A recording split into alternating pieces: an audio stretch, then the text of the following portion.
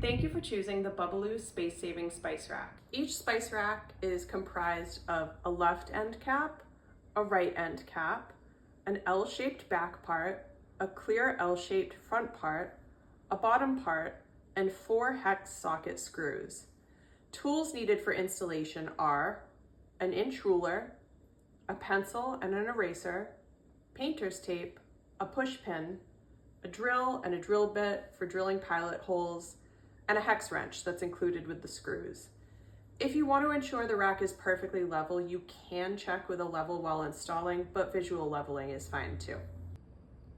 This video shows how to install on the inside of a hardwood cabinet door using the included screws. If installing on the inside of a cabinet door, make sure to measure the cabinet door opening and refer to the sizing chart to select the proper size rack before placing your order. If you want to mount to other surfaces where screws and plastic anchors would be more appropriate, they're also available for purchase separately. When determining which spice containers to store, keep in mind that the Bubbalou rack was designed to accommodate common-sized containers with a depth of 2 inches or less, like these. You will also want to keep in mind that installing the shelf for common height containers and not taller containers makes it easier to maximize space savings. The best installation stores containers in the underutilized space just below an inner cabinet shelf and allows you to store other shorter items underneath at the front of the cabinet. I will be showing you how to install for containers up to 4 3/4 inches tall. If you want to accommodate containers that are taller or shorter, you can adjust your installation height up or down accordingly. To start installing your spice rack, you will first want to create a reference mark that projects the underside of the cabinet shelf onto the cabinet door. To do this, just hold a pencil against the underside of the inner shelf and place a reference mark on the inside of the cabinet door. Then place another reference mark 3 1/4 inches below the first reference mark. This mark establishes the reference height for the top end cap screws. Okay. Next, you will use your painter's tape to assemble the back part to the end caps. The end caps are marked with an L and an R on the inside to more easily identify which is right and which is left. Fully insert one end of the back part into the locating details on the inside of the appropriate end cap. When fully inserted, tape the end cap to the back part. Repeat for the other end.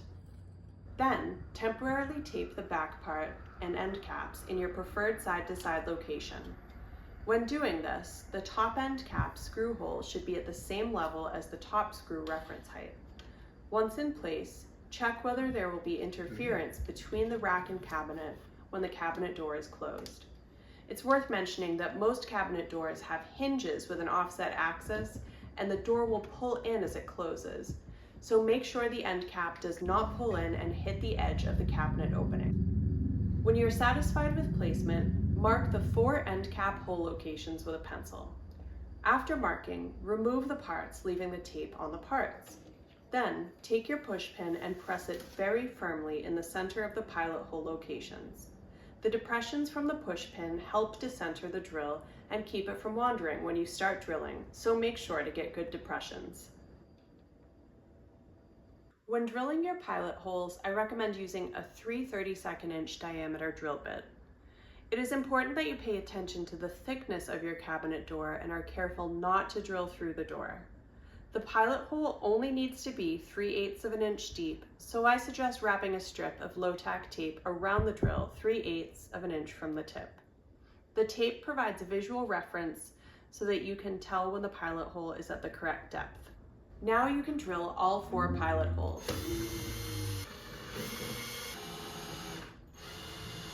Once the pilot holes are drilled, you can erase the reference marks and tape the parts back to the cabinet door, aligning the end cap screw holes with the pilot holes.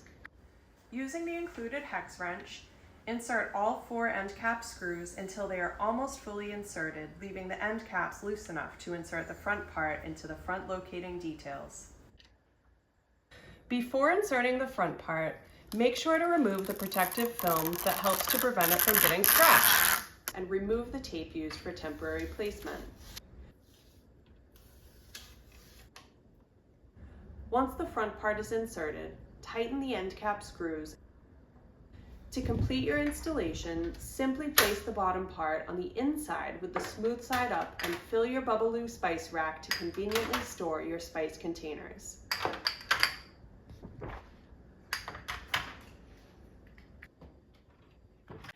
Thanks for watching this video. Now go get cooking.